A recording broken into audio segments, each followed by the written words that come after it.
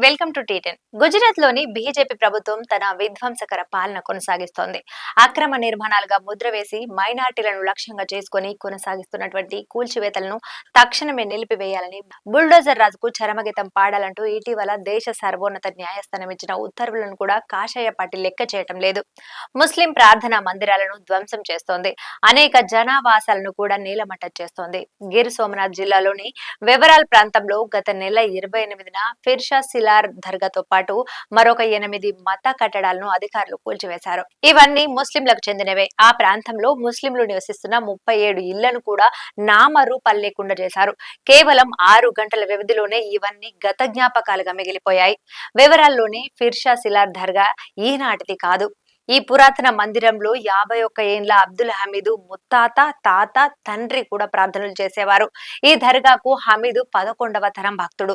దానిని తన కళ్ళ ఎదుటే కూల్చివేస్తుంటే కన్నీటి నాపుకునేందుకు హమీదు విఫలయత్నం చేశారు. ఇళ్ల కూల్చివేత కారణంగా 200 మంది స్థానికులు నిరాశ్రయులయ్యారని హమీదు ఆవేదనతో చెప్పారు. ఓవైపు కూల్చివేతలు కొనసాగుతుండగానే ఈ అన్యాయాన్ని ప్రశ్నించిన 150 మందిని పోలీసులు అదుపులోకి తీసుకుని నిర్బంధించారని హమీద్ తెలిపారు. కూల్చివేతలకు జిల్లా మెజిస్ట్రేటు, కలెక్టర్ డిడి జడేజా ఆదేశాలు జారీ చేశారు. వివరాల్ ప్రాంతంలోని 100 ఎకరాల భూమిపై తమకు హక్కులు ఉన్నాయని శ్రీ సోమనాథ్ ట్రస్ట్ రాష్ట్ర ప్రభుత్వం చెప్పుకుంటున్నాయి. మత ధార్మిక సంస్థ అయిన ఈ ట్రస్ట్ కు సాక్షాత్తు ప్రధాని నరేంద్ర మోడీ నేతృత్వం వహిస్తున్నారు. కేంద్ర హోంమంత్రి అమిత్ షా, బీజేపీ సీనియర్ నేత ఎల్కే అద్వానీ దీనిలో ట్రస్టీలు. ప్రభాస్ పఠాన్ ప్రాంతంలో అనేక చారిత్రాత్మక మసీదులున్నాయి. హాజీ మంగ్రోల్ షా దర్గా, షా సిలార్ దర్గా, గరీబ్ షా దర్గా, జాఫర్ ముజఫర్ దర్గా వీటన్నింటినీ బుల్డోజర్లతో నేలమట్టం చేశారు. 1924 నాటి జునాగఢ్ రాష్ట్ర రెవెన్యూ రికార్డులలో హాజీ మంగ్రోల్ షా దర్గా పేరుంది. ముస్లింలను భయపెట్టి వివరాల నుండి వారిని ఖాళీ చేయించేందుకే కూల్చివేతలు చేపట్టారని పిసిసి అధ్యక్షులు అదే ప్రాంతానికి చెందిన నసరత్ పంజా అన్నారు. కూల్చివేసిన నిర్మాణాలు పురాతనమైనవి, చారిత్రాత్మకమైనవి అని ఆయన తెలిపారు. ఘన చరిత్ర కలిగిన ఇస్లామిక్ నిర్మాణాలను ఇళ్లతో పాటే ధ్వంసం చేశారు.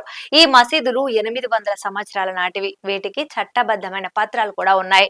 అలాంటప్పుడు కలెక్టర్, రాష్ట్ర ప్రభుత్వం వీటిని ఎందుకు కూల్చివేసింది అని ఆయన ప్రశ్నించారు. హైడ్రాలిక్ క్రెయిన్లు, కనీసము 60 ఎక్స్వేటర్లు, 50 ట్రాక్టర్ ట్రైలర్లు, 5 డంపర్లు, 1400 మంది పోలీసుల సహాయంతో కూల్చివేతలను పూర్తి చేశారు.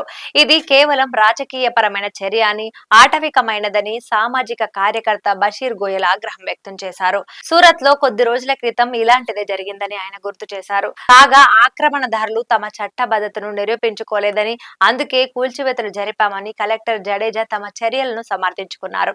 ఈ వ్యవహారం కోర్టులో ఉన్నప్పటికీ ఎందుకు కూల్చివేతలు సాగించారని ప్రశ్నించగా ఆయన సరైన సమాధానం ఇవ్వలేదు. హడావిడిగా కూల్చివేతలు జరపడంపై గుజరాత్ మైనారిటీ కోఆర్డినేషన్ కమిటీ నిరసన వ్యక్తం చేసింది. గత నెల 28వ తేదీన ఈ కమిటీ రాష్ట్ర ముఖ్యమంత్రి భూపేంద్ర పటేల్ కు లేఖ రాస్తూ ముస్లిం సమాజానికి న్యాయం చేయాలని కోరింది. తన అనుమతి లేకుండా అక్టోబర్ 1వ తేదీ వరకు దేశంలో ఎక్కడా కూల్చివేతలు జరపవద్దంటూ గత నెల 17న సుప్రీంకోర్టు స్టే ఇచ్చిన విషయాన్ని ఆ లేఖలో ప్రస్తావించింది. అయితే కూల్చివేతలు చట్ట విరుద్ధమని, రాజ్యాంగ వ్యతిరేక చర్య అని రాష్ట్ర హైకోర్టు కూడా తప్పుపట్టింది. అయితే రాష్ట్రంలోని బీజేపీ ప్రభుత్వం తన పని తాను చేసుకుపోయింది. ఇది ఇవాల్టి న్యూస్. చూస్తూనే ఉండండి టీ10.